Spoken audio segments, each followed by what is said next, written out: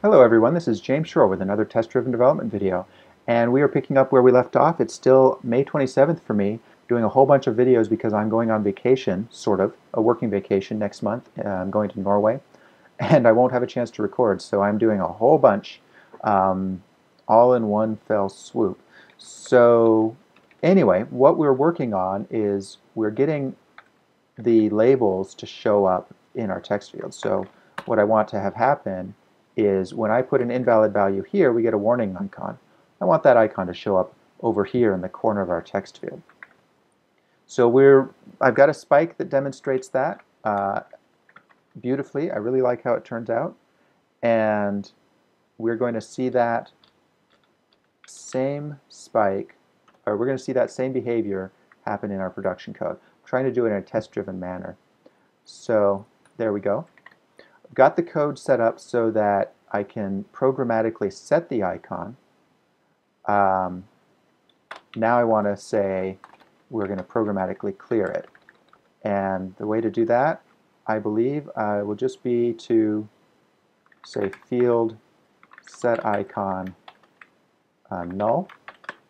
I don't like using nulls to be meaningful, but in this case it seems to be better than writing a new method like clear icon.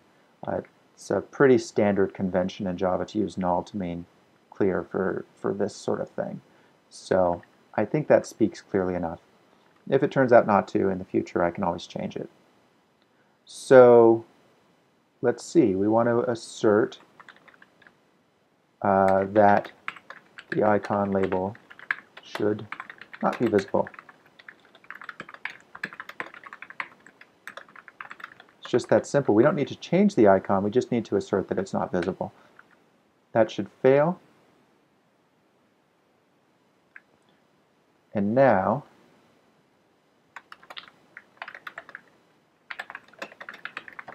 the icon is null, we will make it false, otherwise we'll make it true. And that should be that. So there we go. Now we have the ability to make icons appear and disappear. What we don't have the ability to, and I'm not actually sure if they're going to show up in the right place. That's something to check. So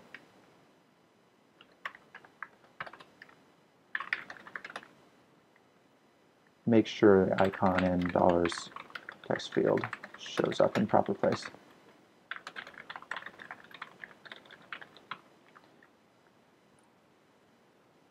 So now what we need to do is, now we need to say that the dollars text field render target adapter, that is, when we tell the dollars text field to render, that needs to go, what we need to do is make this work. We've got this working, now we need this to work. I'm going to do a little refactoring since I see some opportunities.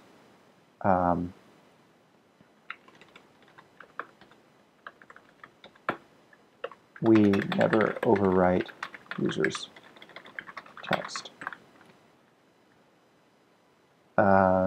And this shouldn't be render, now it's going to be just text changed, or fire event. There we go. Oh, look at that. My TD gotchi has gone up a level. Woohoo! Such a big improvement over the zombie we used to have. By the way, I don't take the TD gotchi too seriously, in case you couldn't tell. It's a fun little toy, but I'm just fine if it turns into a zombie, and I'm not trying to see specific results out of it. If you download it, and it's free, so go ahead and try it out. TD gotchi, TDGOTCHI. It's done by Sebastian Hermida, I think is how you pronounce his name. It's just a fun little toy. Try it out. I have no stake in its success, though. This is an advertisement. I think it's cute. So anyway, we've got that working. So the question is, how do I want to test this? The way I'm testing this right now, oh, I do see one other thing. I don't think I need to use this anymore. I think I can just say field.getText. The reason I had to use the event thread before was because I was changing the focus, and that was running on the other thread. Now I don't need to do that, so get rid of that.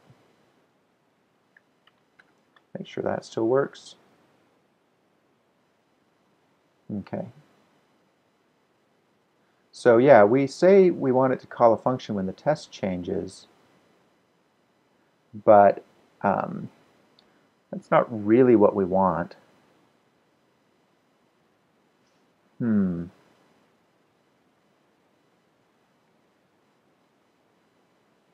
We want field is rendered by domain class when text changes, even if it hasn't lost focus. You know, that's not relevant. We just say it's rendered by domain class. So it should change to red, should not change text, and it should change the label. So it should change color, should not change the text, it should change the label. But the thing is I want, there's really no way to set the handler. You know, the actual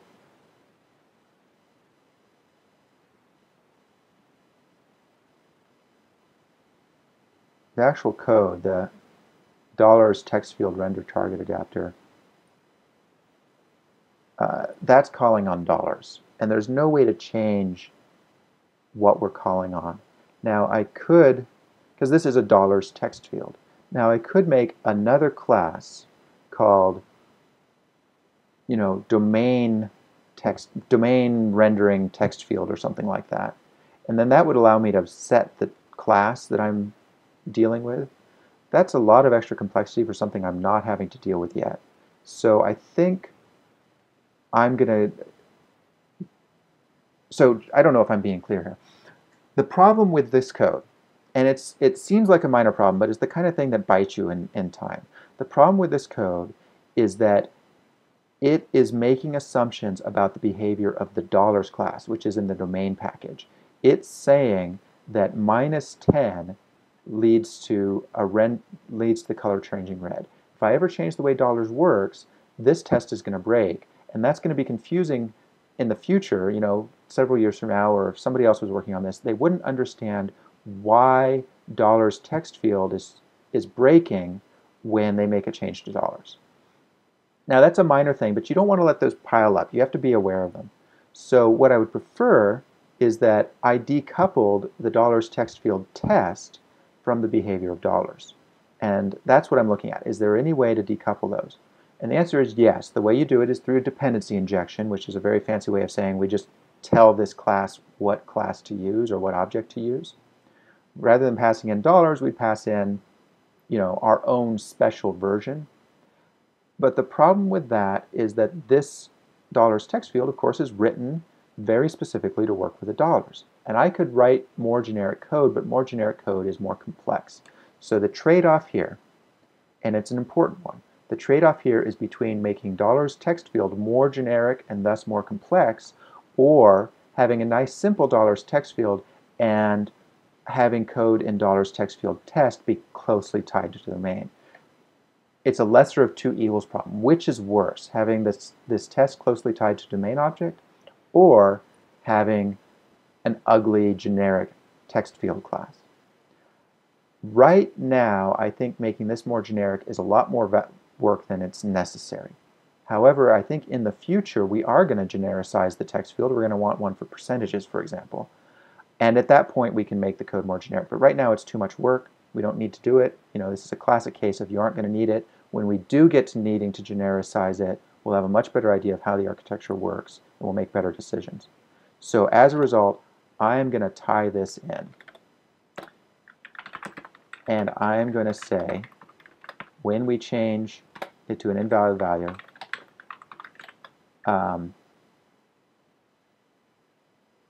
it should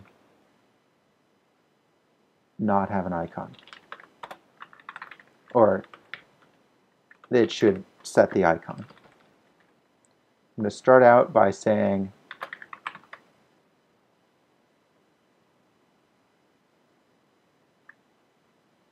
oh, you know what? I bet you. Is there assert not equals?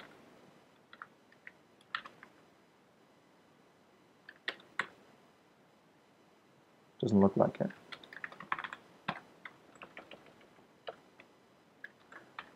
To tie myself a little bit less, it's still a tie.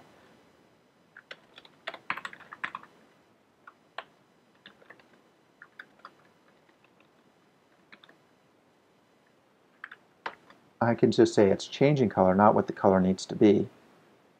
Perfect. And I can say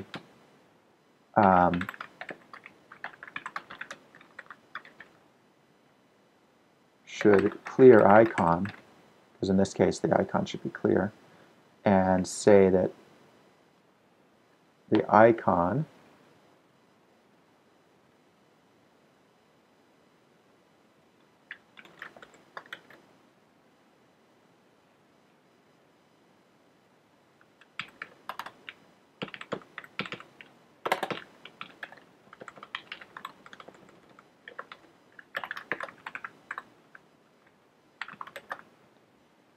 is not visible. That should pass.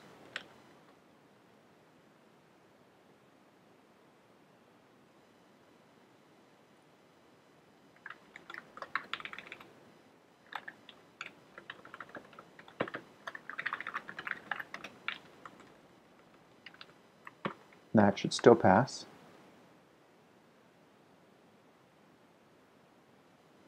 And now, when we set it to an invalid value,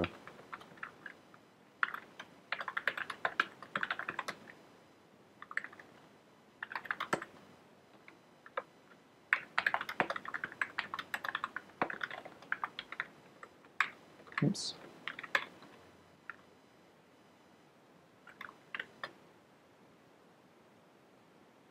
That should fail because we're not hooked it up yet. And making that work, really simple matter of coming down here to our icon and saying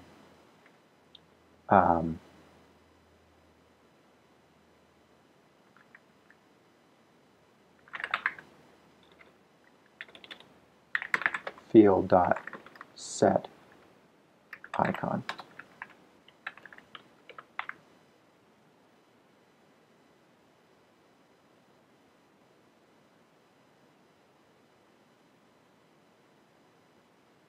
Except I didn't like that. Why not?